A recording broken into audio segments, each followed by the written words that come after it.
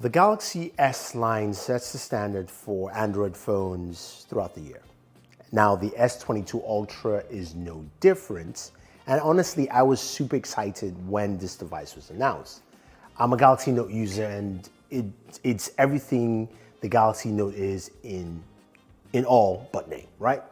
So when we look at this device in the year that it's come out, I have to give you my full expression of how I felt from beginning to end, and also what I expect to see coming to the future. So let's start off being the Note user.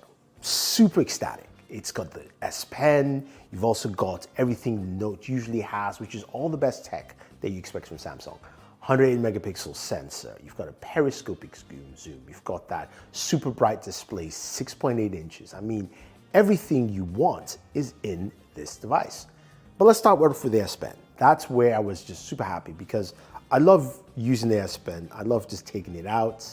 I love writing with the S Pen. I love the fact that I can put my notes down. And yeah, some people, say you can type, it doesn't matter, but this thing to me was always golden. And I like that the S Pen felt more improved, more polished on the Galaxy S22 Ultra. Now, it's a bit disappointed that I didn't get maybe some extra features in terms of software features with the S Pen, but I also know that it's kind of plateaued a little bit. So hopefully I will see something more, but I was happy. I was just happy it was back. Now, when it comes to the cameras, that's where Samsung said, look, we're making some very big improvements. And I have to say that honestly, from beginning to the year to the end, the cameras on the S22 Ultra really impressed me, even when it faced stiff competition from likes of the Pixel 7 Pro or the iPhone 14 Pro Max. The Galaxy S22 Ultra cameras did its job. Now, there's some aspects where it didn't perform as well, whether it came to some low light video or maybe even some portrait shots here or there. But when you look at the images and also look at some of the video, this thing did a fantastic job. For me personally, whether I was at events or I'm traveling and recording with this device, it just handled really well. So I was quite impressed with that. And of course, Samsung has a ton of features on their cameras, right?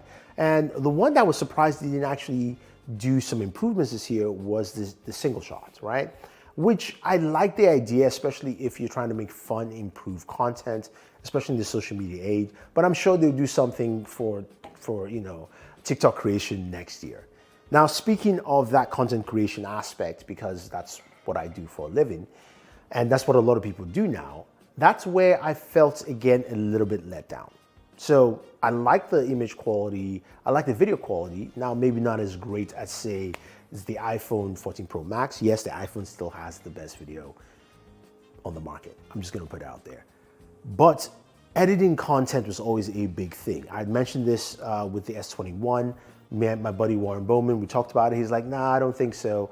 I still use the iPhone 14 Pro Max because I have iMovie. It's easy for me to edit that. But luckily this year, CapCut has come up as a software that's on both devices, and I use it on my Galaxy device to do a lot of editing from the stuff that I capture there. But I want to see something from Samsung natively. We live in a world now where everyone is making content, right? And people are trying to use the best tools they have, especially this in your hands, to actually make some really solid content. Now, when it comes to the design of this device, I really like it. I love the way it looks. I love the feel. For me, it's very comfortable. It's not for everyone size-wise. I do have large hands, so whenever you see a Galaxy device in my hands, it kind of looks small, but it fits for me really, really well. I love that aesthetic. I love the way it functions, and I like the fact that it just has its own feel and a different look to it. Now, for me, this is also a great real estate for gaming. And as you know, that's one of the things I do a lot on the channel. And my gaming video on the S21 Ultra, I did that early in the year. I even compared it with the Exynos version, as well as also the other devices that came out. And looking at it throughout the year, it set a very good benchmark for what I should expect compared to other devices. Now, here's the thing. I wouldn't say it's a mixed bag, but it's more positive than negative when it comes to a lot of performance. Now, this is mostly because it was running the Snapdragon 8 Gen 1, which in terms of that processor compared to the Snapdragon 8 Plus Gen 1 that came out towards the end of the year, the 8 Plus Gen 1 was just the better processor. But that being said, gaming-wise, I got some really good performance of the Galaxy S22 Ultra. Genshin Impact was the only one that didn't perform as well, but still did better than the iPhone 14 Pro Max. So go check that video out. You can see how well the Galaxy actually did there. Now, when it comes to temperatures while gaming, well, that's where I was a bit disappointed. Samsung has always had some kind of special cooling on the devices, and something I didn't see as much last year. And the best device in terms of cooling for me last year was the OnePlus 10T. So that says something. Samsung, come on, give me something there. Now, another thing I want to mention that I just didn't like was charging. As long as I've used a Samsung device, especially the Note series, Samsung has always led the pack in charging. And we understand some of the fears from that, especially what happened with the Galaxy Note 7. And yes, this device capped at 45 watts charging. Now, a lot of people will tell you don't get the full 45 watts, and there's so many other manufacturers who are doing 60, 80, 120. I don't need 120, but I need faster than 45 watt charging, especially on the wire charging. Even wireless charging, some people have 65 watts wireless charging. That is something I would love to see on this device that's just not there. And not that I missed it, but I felt like I missed some of it, because that was the spectacle of having a Galaxy S device, the top tier, or Galaxy Note. You got the top of the top of the top, right? In all those aspects. But that being said, though, it's still a solid device. When I look at it from the day-to-day and the fact that I still use it constantly, because it gives me a balanced feature of photos, video, really solid performance on video. When I want to game, I can play the games I want to play very well.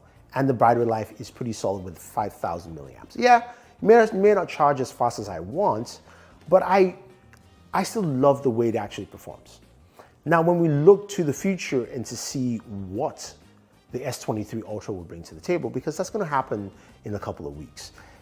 Here's the things that we're hearing, right? We're hearing that it's going to still have the same similar design and look, which to me is fine. I don't think we have to change it every year, even though maybe some spicing would be nice. So hopefully the colors are actually different and more vibrant.